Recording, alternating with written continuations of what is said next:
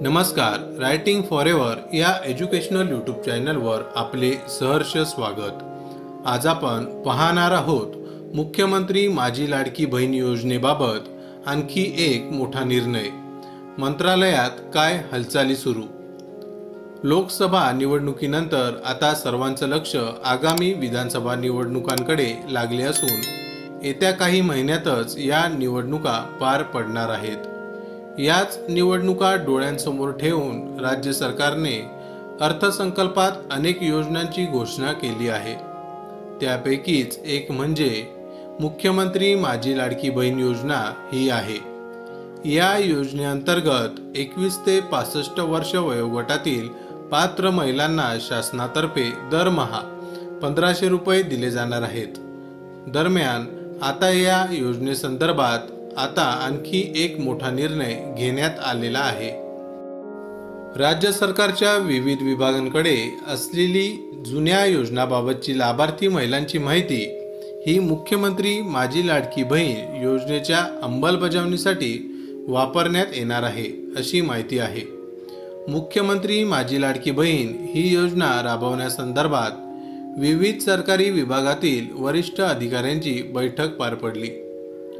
त्याच बैठकीदरम्यान विविध विभागांकडे उपलब्ध असलेल्या माहितीच्या आधारे योजना राबवण्यावर चर्चा झाली असे समजते। महिलांना आर्थिकदृष्ट्या सक्षम करण्यासाठी यंदाच्या अर्थसंकल्पात राज्य सरकारने मुख्यमंत्री माझी लाडकी बहीण योजना जाहीर केली आहे। 1 जुलैपासूनच या योजनेची अंमलबजावणी सुरू करण्यात आली। या योजनेचा लाभ घेण्यासाठी अनेक महिला विविध तहसील कार्यालयात मोठी गर्दी करताना दिसत आहेत। या योजनेसाठी महिलांची माहिती जमवण्यासाठी जे कष्ट लागतील ते कमी करण्यासाठी विविध सरकारी विभागांकडे असलेली माहिती वापरण्याची कल्पना आहे। ग्रामीण विकास आणि नागरी पुरवठा या विभागांकडे अनेक जुन्या योजनांसाठी लाभार्थी महिलांची संकलित केलेली माहिती आहे। त्यामुळे तीच माहिती आता महिला आणि बालविकास विभागाला द्यावी अशी सूचना संबंधित विभागांना देण्यात आलेली आहे। महिला आणि बालविकास विभागातर्फे मुख्यमंत्री माझी लाडकी बहीण ही योजना राबवण्यात येणार आहे। आतापर्यंत विविध विभागांकडे असलेली लाभार्थी महिलांची माहिती मिळवणे आणि तिची खात्री करणे हे नवीन माहिती मिळवण्यापेक्षा तुलनेने सोपे आहे, कारण ती अन्य योजनांचा निधी वितरित करण्यासाठी वेळोवेळी वापरलेली आहे। लाडकी बहीण योजनेचा लाभ घेण्यासाठी महिलांनी दिलेली माहिती संकलित करणे आव्हानात्मक काम आहे, असे महिला आणि बालविकास विभागाच्या अधिकाऱ्याने सांगितले आहे। अशी आहे योजना। या योजनेला आता 2 महिन्यांची मुदत देण्यात आली आहे। त्यामुळे महिलांना आता 31 ऑगस्ट पर्यंत अर्ज करता येणार आहे। तसेच 31 ऑगस्ट 2024 पर्यंत अर्ज करण्यात आलेल्या लाभार्थी महिलांना 1 जुलै 2024 पासून दरमहा 1500 रुपये आर्थिक लाभ देण्यात येणार आहे।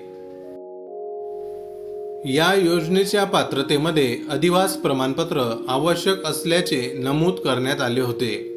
आता लाभार्थी महिलेकडे अधिवास प्रमाणपत्र उपलब्ध नसेल तर त्याऐवजी 15 वर्षापूर्वीचे रेशन कार्ड, मतदार ओळखपत्र, शाळा सोडल्याचे प्रमाणपत्र, जन्मदाखला या 4 पैकी कोणतेही एक ओळखपत्र प्रमाणपत्र म्हणून ग्राह्य धरण्यात येणार आहे। सदर योजनेतून 5 एकर शेतीची अट वगळण्यात आली आहे। सदर योजनेत लाभार्थी महिलांचा वयोगट 21 ते 60 वर्ष वयोगट ऐवजी 21 ते 65 वर्ष वयोगट करण्यात येत आहे। बाहेरच्या जन्म झालेल्या महिलांनी महाराष्ट्रातील अधिवास असणाऱ्या पुरुषाबरोबर विवाह केला असेल तर अशा बाबतीत त्यांच्या पतीचा जन्मदाखला, शाळा सोडल्याचे प्रमाणपत्र, अधिवास प्रमाणपत्र ग्राह्य धरण्यात येईल।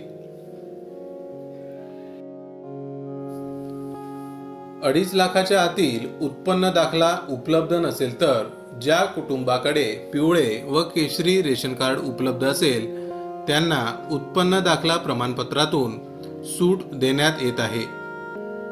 सदर योजनेत कुटुंबातील एका पात्र अविवाहित महिलेला सुद्धा या योजनेचा लाभ देण्यात येणार आहे।